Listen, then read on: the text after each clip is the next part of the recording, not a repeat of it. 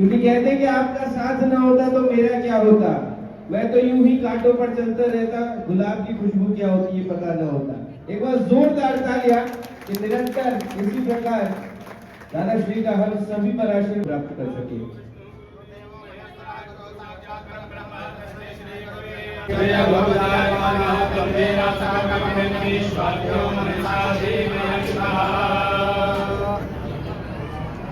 और गुरु गोविंद दोऊ खड़े काके लागू पाए, बलिहारी गुरु आपने गोविंद दियो बताया।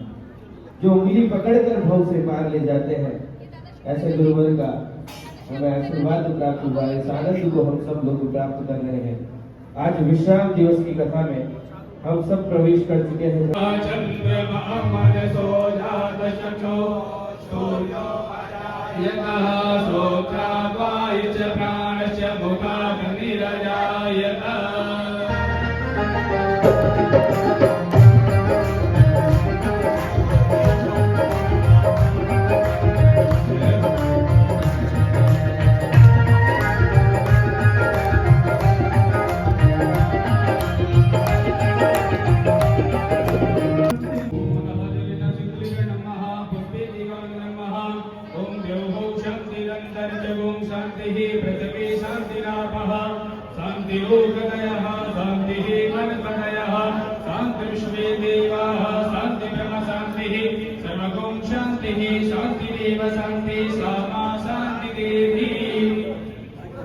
हरि ओम जगे देवा तानि धर्माणि प्रथमान्या सन्नः देहनाक पुष्पाञ्जलिर्मया दत्त गृहाणा परमेश्वरः अस्मिन् हरे नमः श्री महापुराण देवताभ्यो नमः मंत्र पुष्पांजलि समर्पयामि।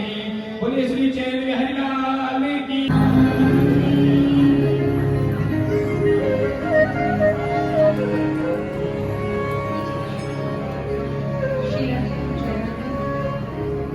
आइए बड़े भाव के साथ आज कथा का विश्राम ले जाए। मन तो नहीं कर रहा कि साईं खेड़ा को दादा जी के साथ में छोड़कर जाए, और आप सभी दादा भक्तों से पता नहीं अल्लाह के संबंध आंतरिक कह लीजिए, वो हो सकता है दादा ने ही निर्माण किया कि जब आपके बीच आते तो ऐसा लगता है जैसे कि एक इसमें आए हैं, एक परिवार में आए हैं, दादा परिवार में आ गए तो आप ही के हो जाते हैं, और यहाँ से निकलने के बाद भी आप ही के, और ये सब दादा की कृपा के कारण है, दादा श्री की कृपा के। तो आइए बड़े भाव के साथ आज कथा का विश्राम वाले दिन वक्ता को, श्रोता को, सबको आशीर्वाद मिलता है, गुरु का भी और इष्ट का भी। तो शिव हम सब पे कृपा करें, उसके लिए सभी भगवान नाम लेते हुए सभी 5 मिनट का स्मरण करेंगे। अंतर मन में भगवान शिव का, गुरु का ध्यान करें।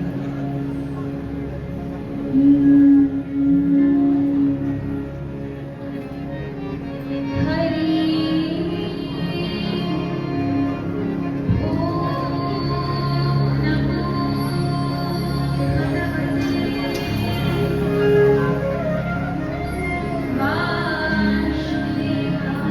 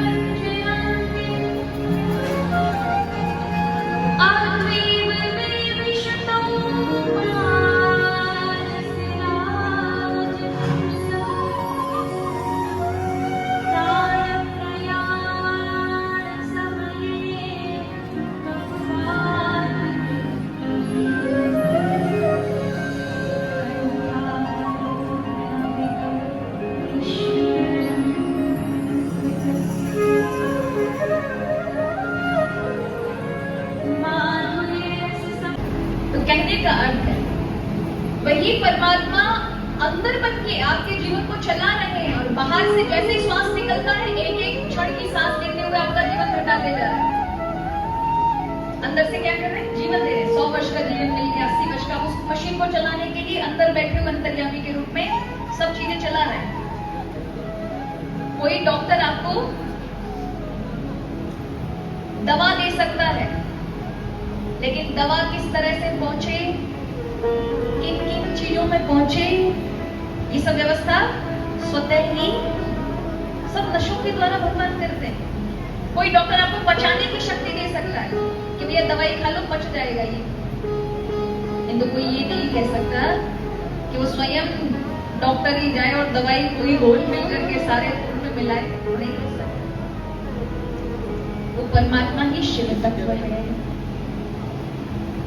तो फिर कहा ईशान और महादेव के रूप में वो सूर्य चंद्रमा ब्रह्मांडों के रूप में, इसलिए कहा हमारे यहाँ सूर्य को साक्षात शिव कहा गया है। सूर्य को अर्घ देना चाहिए प्रतिदिन।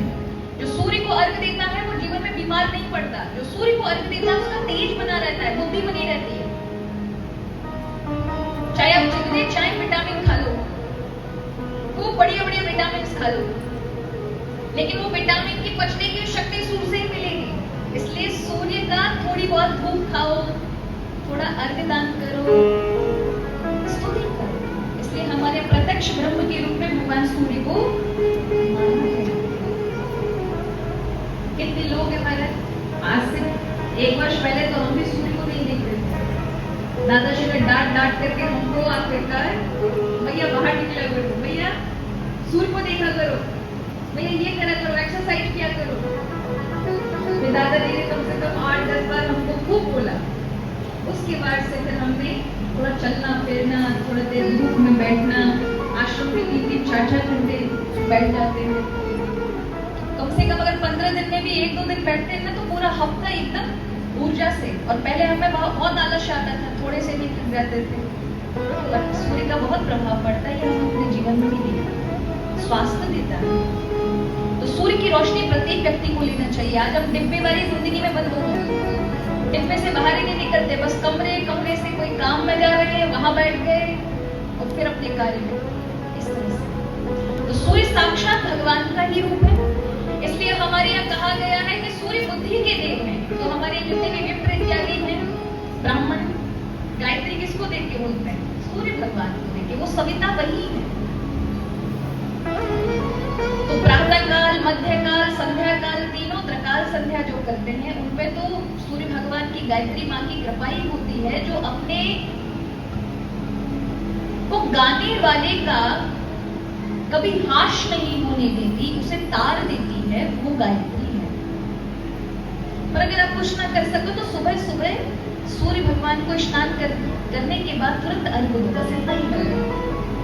तो भी आपके जीवन में स्वास्थ्य लाभ, आरोग्य, बुद्धि प्रदान होती है।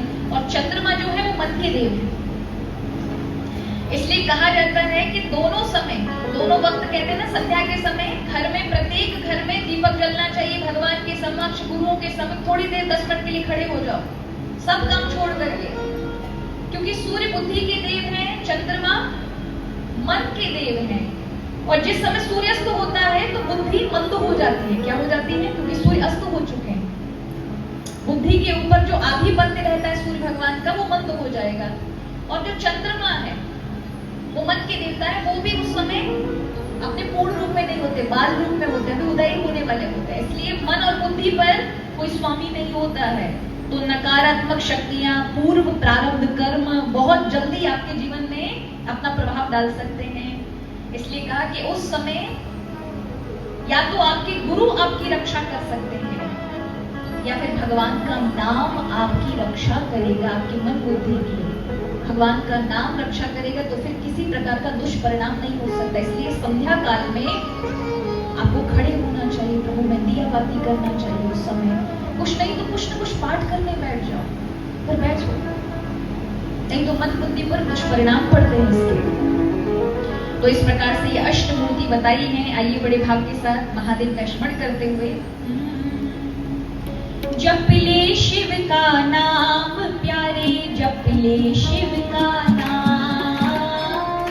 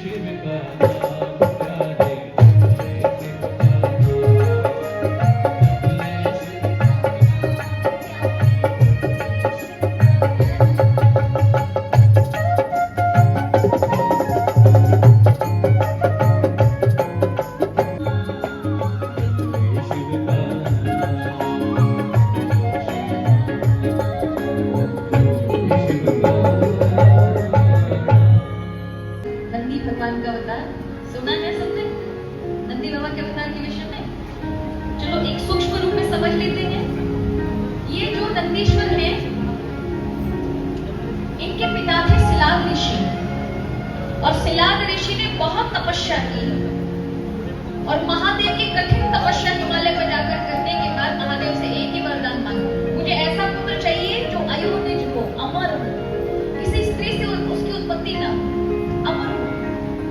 महादेव ने तथास्तु किया और एक दिन यज्ञ कर रहे थे तो यज्ञ में से ही ये बालक शिव का रूप प्रकट होता है, जो साक्षात शिव है। देखो सामने से आना जाना ना करें, तो आप लोग बार बार आएंगे जाएंगे, मुझे बार बार अपने से ध्यान आए। उन्होंने हाथ देखा और इस बालक को कहा कि इस बालक की आयु मात्र 12 वर्ष है। शिलाद ऋषि पछाड़ खा करके रोने लगे, ऐसा कैसे हो सकता है? महादेव का दिया हुआ वरदान झूठा कैसे निकल सकता है? कहा मैं तो सत्य कह रहा हूँ, इस बालक की हस्तरेखा यही बता रही कि 12 साल से ज्यादा नहीं जी सकता। रोते हुए पिता को नंदीश्वर कहते, पिताजी मुझे शिव ने दिया है तो भावई में ही सके त्रिपुरारी, भोलेनाथ के हाथ में ही है सब कुछ, बना बनाया विधि का भी मिटाने का काम, बदलने का काम महादेव का है। तो मैं महादेव की आराधना करनी चाहूँ। पिता से भी कठिन तपस्या करते और महादेव आते हैं तो कहते हैं मैं मेरे पिताजी की आंखों में अश्रु नहीं देख सकता, मुझे अमर कर दीजिए। महादेव कहते तुम तो अमर ही हो, तुम काहे को आए हो यहाँ पर तकलीफ के, तुम तो अमर हो, तुम्हारे पिता को वरदान दे चुका हूँ, आप अमर ही हैं। तो रोने लगे कि मुझे तो मित्रा वरुण ने मेरा हाथ देकर कहा कि मैं 12 साल से ज्यादा जी नहीं सकता। महादेव कहते हैं वो मित्रा वरुण हम ही थे। कौन थे? हम ही थे। क्यों महादेव आपने ऐसा क्यों किया? कहा कि मेरा अंश है, पिता की ही ममता में तुम अपना जो तुम्हें मैंने अपना स्वरूप प्रदान किया है उसका अर्थ नहीं समझ पाते और तुम पिता की ममता में ही उसी के छत्र तले जो तुम में प्रतिभा थी उसका कभी विकास ही नहीं हो पाता। एक पेड़ के नीचे छोटा पौधा कभी भी पेड़ नहीं बन सकता, वो पौधा ही रहेगा, उसे उगने का जो सामर्थ्य मिलना चाहिए वो नहीं मिल पाएगा। इसलिए कहा कि अब मैं तुम्हें ये वर, तुमने मेरी तपस्या की, अपना पुरुषार्थ दिखाया, अपनी शक्ति को दिखाया, इसलिए आज से मेरे गणों में तुम गणों के अधिपति हो, मालिक हो, और आज से मैं तुम्हें अपना पुत्र स्वीकार करता हूं। तुम मुझे इतने प्रिय हो नंदी कि जहां मैं रहूंगा वहां तुम्हारा होना अत्यंत आवश्यक है। मेरे परिवार में चाहे कोई मेरे पास रहे ना रहे, किंतु तुम्हारा होना अत्यंत आवश्यक है। तो देखो जहां शिव मंदिर है वहां नंदी का होना अनिवार्य है, जहां नंदी नहीं है वहां शिव तत्व भी नहीं है, चले जाएंगे, उस विग्रह में से चले जाएंगे। इसलिए नंदी का होना, नंदी माने धर्म है, धर्म पर ही शिव माने कल्याण आते हैं। जीवन में अगर आप चाहते हैं आपके जीवन में कल्याण हो, आनंद हो, मंगल हो, धर्म जीवन में ले आओ। महादेव को धर्म बहुत प्रिय है, धर्म पर चलने वाले बहुत अत्यधिक प्रिय हैं। तो यहाँ महादेव का एक अद्भुत अवतार होता है जिनका नाम है दुर्वासा अवतार। अत्यंत क्रोधी मालूम पड़ते हैं, उनकी जितनी भी कथाएं सुनेंगे तुरंत श्राप देते हैं, तुरंत क्रोध, ये शिव के अंश है। अत्रि अनसुईया ने बहुत कठिन तपस्या की, तब 3 देवता आए और तीनों ने वरदान देने के लिए कहा। तो जो ब्रह्मा जी के अंश से उत्पन्न हुए वो है चंद्रमा, चंद्र भगवान विष्णु के जो भगवान विष्णु ने कहा मैं मेरा जैसा कहां ढूंढ के लेके आऊंगा, इसलिए मैं अपने आप को देता हूं। तो स्वयं भगवान विष्णु उनके बालक बन के इनको हम कहते हैं दत्तात्रेय। क्या कहते हैं? बोलिए दत्तात्रेय भगवान की। ये अवधूत परंपरा है। कौन सी परंपरा है? आज भी आप देखो महाराष्ट्र से गुजरात का जो क्षेत्र है वहां पर कितने सारे दत्त परंपरा कर आज भी निकल रहा है पूरे भारतवर्ष में। आज भी दत्तात्रेय भगवान ने न जाने कितने सारे लोगों को साक्षात स्वरूप में दर्शन दिए। तो यहाँ शंकर भगवान के अंश से जो ऋषि प्रकट होते उनका नाम है दुर्वासा। क्या नाम है? दुर्वासा मुनि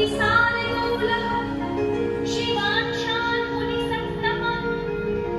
शिव के अंश है, इसीलिए इन्होंने अपने जीवन काल में अनेकों परीक्षाएं सबकी ली। भगवान श्री राम की, भगवान कृष्ण की, भगवान